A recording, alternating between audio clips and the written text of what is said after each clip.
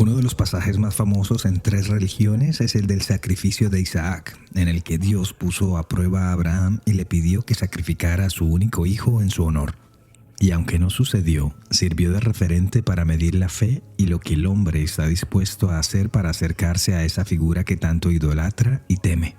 Obviamente primero hablamos de esas fes más cercanas a nuestra cultura, pero dar la vida, si es posible, de alguien más en nombre de las deidades ha sido una de las prácticas más comunes de la especie humana desde que vive en sociedad. En el antiguo Egipto, una vez morían los amos, todos sus esclavos eran enterrados vivos con él para servirle en el más allá. En China, durante los 600 años de la dinastía Shang, en el 1600 a.C., era común honrar a los ancestros ofrendándoles las cabezas de sus familiares vivos, mientras que para los incas el sacrificio humano era la moneda de cambio a la hora de pedir un descanso ante tantos desastres naturales. Una de las culturas más amantes de la sangre fue la azteca, y se calcula que cientos de miles de personas murieron en rituales donde les extrajeron el corazón, les decapitaron o fueron lanzados a las piras sagradas. Algunos ejemplos que nos demuestran que creencia y muerte hasta cierto punto parecen ir de la mano. Yo soy Luis Badel y en este episodio de Crímenes Bizarros hablaremos del caso Ramoncito, un terrible asesinato que necesitó una enfermera, un carnicero, un político y un charlatán. Este tema fue recomendado por varias personas a través de los mensajes que enviaron a @crímenesbizarros en Instagram y que pidieron mantener su anonimato. Les recuerdo nuestras redes sociales @crímenesbizarros en Instagram, Facebook, Twitter y TikTok. Pasen la voz, suscríbanse y dejen un buen rating donde sea que me escuchen. A ellos y a todos los que nos han escrito hasta hoy, muchas gracias. Siempre será bueno saber de ustedes. Y ahora, a la historia de hoy. El caso de hoy contiene la descripción de escenas de violencia infantil. La mañana del 8 de octubre de 2006 no prometía nada distinto a lo habitual en la localidad de Mercedes, provincia de Corrientes, al noreste de Argentina. Pero ese panorama de domingo perfecto y relajado de pueblo pequeño y tranquilo se derrumbó súbitamente cuando en un matorral aledaño a la vieja estación de tren, el ladrar incesante de un grupo de perros callejeros permitió descubrir el cuerpo sin vida de un menor. Ya de por sí la imagen de un cadáver genera todo tipo de emociones, pero cuando éste deja entrever todo el horror de la especie humana y permite advertir que fue un final con mucho sufrimiento, las sensaciones de impotencia y dolor son inevitables. Pues algo así vivieron esos curiosos que llegaron a las vías ferroviarias cubiertas por la grama y se toparon con una escena dantesca. El cuerpo del pequeño yacía boca abajo, semidesnudo y con marcas, cortes y quemaduras visibles a simple vista. Pero por si eso fuera poco, al verlo más en detalle pudieron notar que no tenía cabeza ni sangre, lo que permitió asegurar que alguien había aprovechado la oscuridad de la noche para abandonarlo allí. Tras seguir el ladrido nervioso de los perros, otros curiosos se encontraron con un cráneo descarnado, sin piel, ni cabellos, ni ojos, ni nada, que sobresalía del pasto con la risa macabra propia de las calaveras. «Solo un demonio habría sido capaz de hacer algo así», murmuraban algunos mientras se santiguaban. Mercedes es una ciudad chica de no más de 30,000 habitantes, de casas y plazas antiguas de arquitectura española, pero que para las afueras tiene una buena cantidad de calles polvorientas, sin asfaltar, de zonas comunes con mucho verde, pero también mucha pobreza. Como un tsunami, el rumor se extendió por toda la ciudad y llegó hasta una barriada humilde, a oídos de Norma González, quien apenas el día anterior había estado preguntando por su hijo Ramón, de 12 años. El viernes 6 de octubre al mediodía, el niño, a quien todos conocían como Ramoncito, salió rumbo a la escuela del sector y nunca más se le volvió a ver con vida. Es más, tras unas breves indagaciones, comprobaron que ni siquiera había llegado a su colegio. A ver, Ramón Ignacio González no tenía una infancia normal.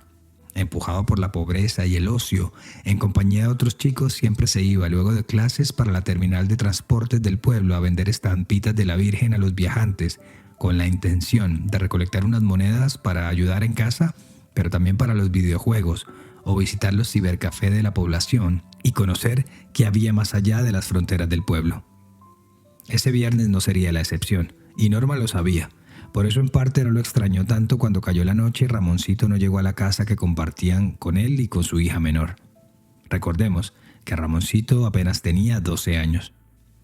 Movida por el rumor, Norma llegó a la estación del tren y aunque el cuerpo estaba lastimado y decolorado y el rostro irreconocible, supo de inmediato que se trataba de su hijo. Un grito desgarrador acalló de tajo todos los murmullos. La policía local llegó a la escena y poco a poco empezó a conocerse cómo Ramoncito terminó en ese lugar, pero sobre todo, por qué de esa forma. Los rumores de todos los talantes iban y venían, pero si en algo había un punto común, es que Ramoncito, al igual que sus compañeros de venta de estampitas en la terminal de transportes, había sido captado por una banda que operaba en el centro de Mercedes. Muchos decían que era una secta satánica, mientras que otros aseguraban que era una pequeña camarilla esotérica de simpatizantes que en un extraño sincretismo mezclaban los cultos afrobrasileños quimbanda y umbanda con rituales de entre comillas satánicos y de magia negra. Pero no solo eso, también veneraban a San la Muerte o Señor la Muerte, ese santo de origen guaraní que afirman contiene el poder de todos los muertos y cuya base de fieles se extiende en ese país, así como por las provincias argentinas de Chaco, Formosa, Misiones y Corrientes.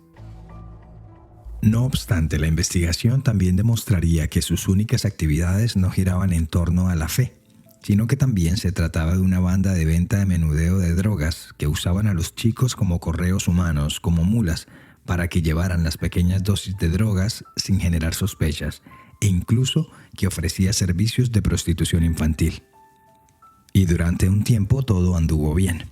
Los microtraficantes tenían cómo movilizar su mercancía, y los chicos estaban ocupados, se sentían importantes, sentían que pertenecían a un grupo y sobre todo, guardadas las proporciones, tenían dinero de sobra en sus bolsillos.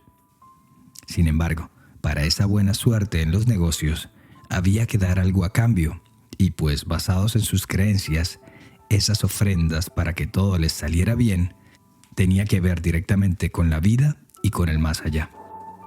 Así las cosas, primero empezaron con animales de dos patas como gallos y gallinas, tal y como hacen con el vudú y la santería en Haití y Cuba.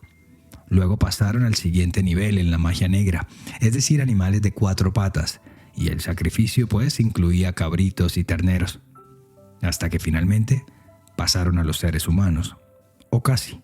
Las investigaciones arrojarían después que unos fetos que fueron reportados como robados de las clínicas y de los centros médicos donde se practicaban abortos fueron usados en sus ceremonias y despojados después en varios puntos de la ciudad. Las personas que realizan estas prácticas, al igual que las que los encargan y pagan por ello, son plenamente conscientes y conducentes de sus actos.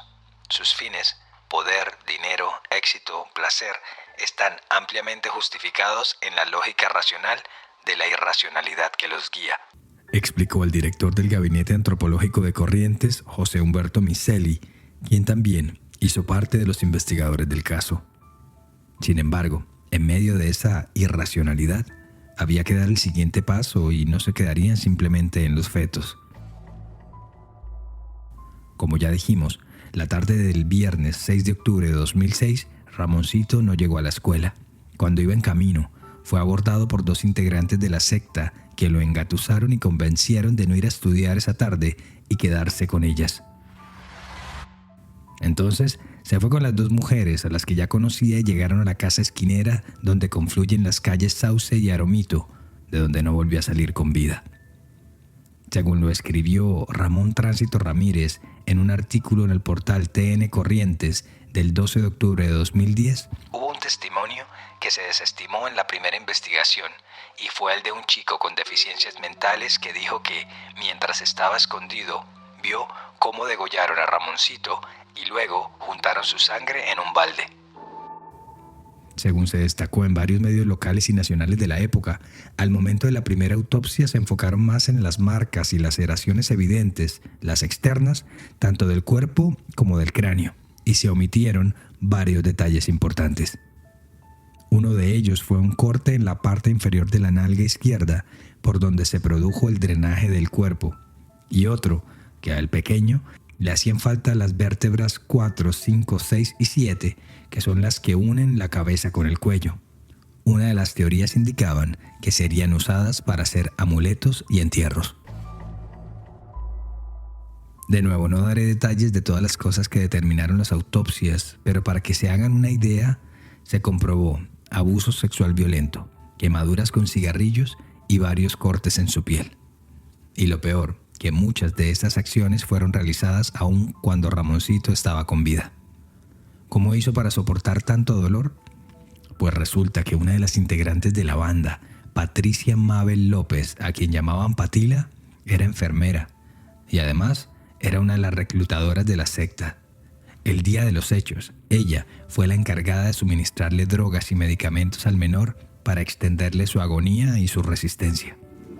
Para dar con el paradero de los líderes de la banda, fue fundamental el testimonio de una niña entonces de 14 años llamada Ramona Antonia Gauna, Ramonita, quien habría dicho que antes de sacrificar a Ramoncito, el niño tuvo que pasar por, entre comillas, muchos estigmas, que es, como llamaban en la secta, esas acciones para infligir dolor. El testimonio de Ramonita fue más que gráfico. Como si relatara un cuento de terror, la chica describió toda la escena con pelos y señales. Desde el color de la silla donde lo sentaron, la ubicación de las velas negras en el salón, las estampas del Pae Ogún, las pintadas en las paredes, la bebida de sangre mezclada con vino y hasta el uso de hostias negras en una suerte de comunión.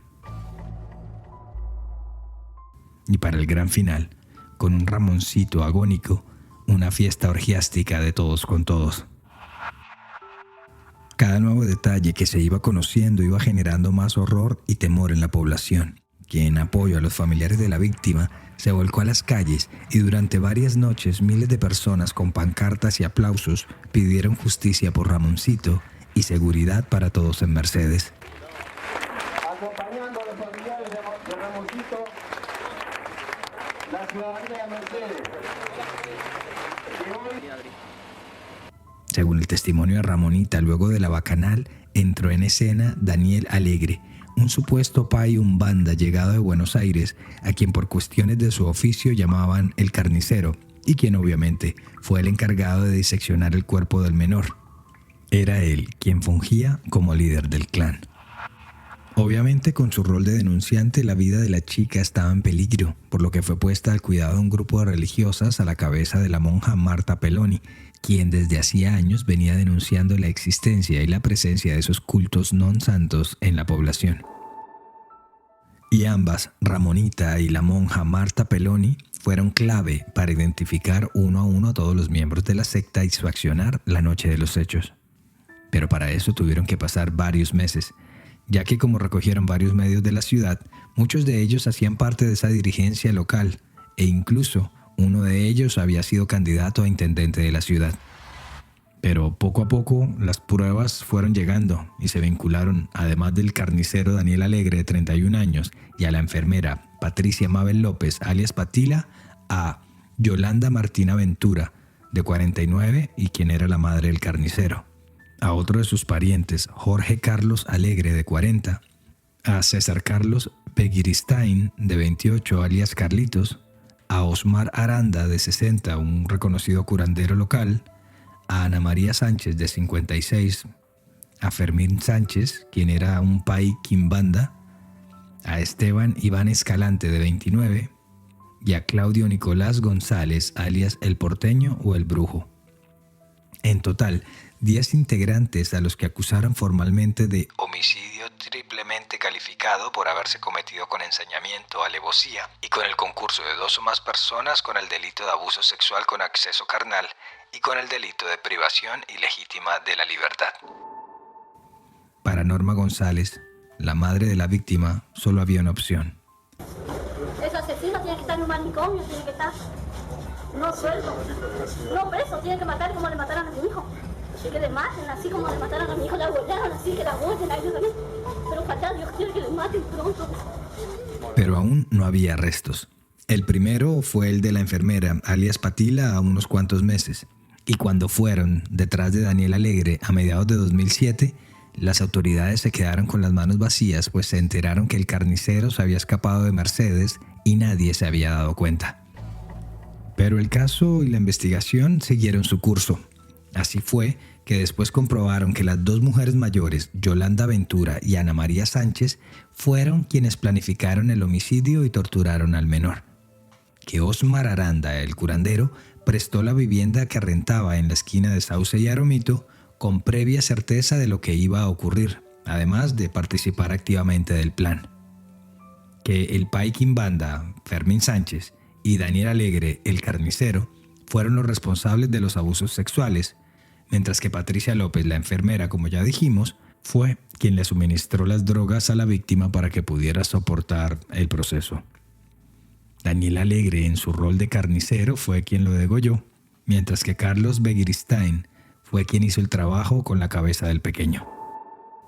Por su parte, Jorge Alegre, Esteban Iván Escalante y Claudio Nicolás González, además de participar de la sesión, fueron los encargados de trasladar el cadáver en un Fiat Regata hasta la vieja estación del tren y ponerlo de tal forma que pareciera una cruz sobre las carrileras. Es más, según afirmaron, la disposición de las partes del cuerpo y su orientación también hicieron parte del ritual. Así pues, el primer juicio concluyó el 29 de marzo de 2011 y rápidamente fueron condenados a prisión perpetua todos los integrantes de la secta, menos la enfermera Patricia López y el pai Quimbanda Fermín Sánchez, que fueron absueltos. Pero meses después, cuando el caso entró en la Cámara Federal de Casación, la condena se revirtió y también recibieron cadena perpetua en septiembre de 2011. El caso fue que la orden de recaptura solo se dictó hasta el siguiente mes de mayo, tiempo en que aprovecharon los dos, tanto Sánchez como Patila, para abandonar la provincia sin dejar rastro. Recordemos que Daniel Alegre ya estaba prófugo desde el 2007 y entonces ya serían 3 los fugitivos del caso. Pero esa libertad obligada acabaría pronto. Para Daniel Alegre, su último día de libertad fue el 11 de mayo de 2011 en la localidad de Unquillo, provincia de Córdoba, a 850 kilómetros de distancia, donde se desempeñaba como inspector de tránsito. En ese punto se encuentran varias versiones. Hay las que dicen que usó una documentación falsa y otras que usó su identidad real, pese a que tenía un pedido de captura del Juzgado Correccional de Mercedes. Pero encontrarlo no fue un hecho al azar. Como parte de la búsqueda, la Policía Federal realizó una lista de todos los familiares y conocidos que tenía Alegre por todo el país, y en ella figuraba, por supuesto, esa pequeña localidad de Córdoba. Así pues, en abril de 2011 enviaron un oficio a las autoridades de dicha dependencia preguntando si el carnicero vivía o había estado allí. Y la respuesta no solo fue positiva, sino que confirmaron que el prófugo estaba aplicando a un puesto como inspector de tránsito de la localidad y que estaba en su periodo de prueba. Según un comunicado de la Municipalidad de Unquillo emitido al respecto el mismo 11 de mayo, esa semana, cuando se concretó el operativo, los efectivos ubicaron al inspector que vestía el chaleco correspondiente y le preguntaron cuál era su nombre. Daniel Alberto Alegre respondió y enseguida fue arrestado. Daniel Alegre, su móvil policial con efectivos policiales. Aquí lo vemos con un chaleco antibala a Daniel Alegre, que está por descender por los efectivos policiales de la comisaría primera. Vamos a ver si... Alegre, ¿qué pasó con Ramoncito? ¿Qué tenés para decir? Al poco tiempo fue trasladado a Corrientes, donde lo esperaban una celda y un juicio, el cual finalmente terminó en julio de 2015 con una condena a prisión perpetua, la misma que ya habían recibido todos sus compañeros de secta y que ya llevaban cumpliendo por casi una década. Luego seguiría el turno de Fermín Sánchez, a quien pillaron rápidamente en septiembre de 2012 en la provincia de Salta, en el noroccidente del país, aún ejerciendo tranquilamente como pai Quimbanda. Por su parte, la suerte para Patricia Patila López terminaría el 25 de septiembre de 2019 a la 1 de la tarde en el cruce de las calles Lavallejas y Ramos, en la localidad de González Catán, en el conurbano bonaerense. Luego de años de recopilar datos, intervenciones telefónicas a ella y a su hijo y vigilancia de a pie de parte de diferentes autoridades, hombres del Comando Unificado Federal de Recaptura de Evadidos, CUFRE, por fin dieron con la escurridiza mujer. Así lo explicó el periodista de Judiciales Mauro Zeta en una emisión de Telefe Noticias. Se la buscó también en distintos puntos de la capital federal y se descubrió en 2018 que estaba trabajando como empleada doméstica en distintas casas en el conurbano y en capital. Hace muy poco salió una nota periodística donde se la menciona entre las 3 personas más buscadas en el país, en la lista de prófugos. Con ella se cerraba el caso más brutal y más fuerte de la historia reciente de Argentina, o por lo menos el primero de esta naturaleza de sacrificio humano en el que un menor fue escogido como ofrenda. Era, en teoría, la última pieza, el último eslabón de esa terrible ceremonia que le arrebató la vida al pequeño Ramón. Pero no todos estaban satisfechos con la noticia. Obviamente la familia Ramoncito, pero también la religiosa Marta Peloni, quien había acogido a Ramonita en su cuidado y que además era bastante reconocida a nivel nacional por coordinar las marchas del silencio que siguieron al crimen de una menor, de María Soledad Morales, en Catamarca en 1991 y por su trabajo en la Fundación Infancia Robada. Según un artículo publicado en el portal Infobae de mayo de 2015, la monja llegó a acusar a uno de los juicios al intendente de Mercedes, Víctor Semborain, de ser el financiador de la secta en cuestión. Esa chica confesó, por ejemplo, a sus maestras que su madre la vendió por una heladera nueva que le compró Semborain, Víctor Semborain, el actual intendente de Mercedes. Al poco tiempo nos dimos cuenta que este hombre aparecía en los relatos de algunos de los testimonios de la sociedad como que amparaba a las chiquitas que eran violadas, abusadas, reclutadas, y aquí aparece el tema trata. Así lo dijo la religiosa al programa Detrás del Crimen. Dicha acusación obviamente generó que el político fuera llamado a juicio, pero pues todo eso se quedó allí. La denuncia que él y que otros habitantes distinguidos del pueblo estaban tras la secta, incluyendo sus negocios de venta de droga al menudeo, se quedó trunca. O Semborain tenía en efecto mucho poder, o si no, simplemente se trató de uno de esos rumores que iban y venían en el fragor de los acontecimientos. Pero en medio del proceso, la religiosa dejó entrever que Ramoncito no fue la primera opción que la secta tenía en mente para realizar su sacrificio humano, y que él llegó allí casi que de enroque por querer defender a la chica de sus sueños. Ramoncito se enamoró de Ramonita y empezó a andar con ella todo el tiempo. Una tarde cualquiera, el chico escuchó hablar de que la iban a matar y casi que sin pensarlo entró en la habitación y les dijo a todos que si le hacían algo a la chica los denunciaría. Escribió el cronista Hugo Machiavelli del canal A24. Tal amenaza generó un repentino cambio de planes. Ya Ramonita no sería la virgen que se ofrendaría a quién sabe qué fuerzas oscuras, sino que él mismo sería el sacrificado. Casi que de inmediato le salvó la vida a la chica, pero se puso la cruz encima. A los pocos días le interrumpieron su camino a la escuela. Pero cuando parecía que todo había llegado a su fin, que algo de justicia se había hecho en medio de tanto dolor, un nuevo golpe bajo llegó en marzo de 2023 para todos los que aún lloran la ausencia de Ramoncito. Pese a haber sido condenado a cadena perpetua, Claudio Nicolás González, alias el Porteño o el Brujo, fue puesto en libertad tras cumplir solo 12 años de prisión. ¿La razón? Pues resulta que cuando se presentaron los hechos, González tenía 17 años y un mes de edad, es decir, todavía era considerado un menor, al menos legalmente, y un fallo de la Corte Interamericana de Derechos Humanos de 2013 sentó jurisprudencia en la Argentina para casos en que los delitos fueran cometidos por menores de edad. La lógica del fallo apuntaba a que las penas deben cumplir la finalidad de la reintegración de los niños, niñas y adolescentes a su familia y a la sociedad, mas no el castigo en una cárcel como cualquier criminal.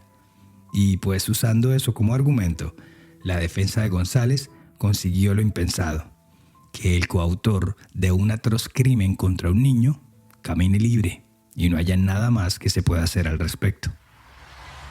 Lo peor de todo, según quedó consignado en el expediente del caso, fue que González nunca dio muestras de hallarse arrepentido del triste final de Ramoncito.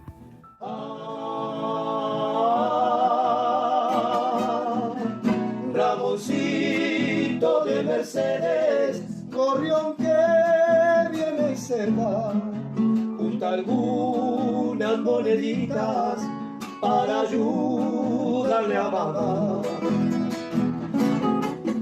Quiero te abrigue mi canto, tus manitos me hace estar. Dame el brillo de tus ojos, que hoy no faltan para andar.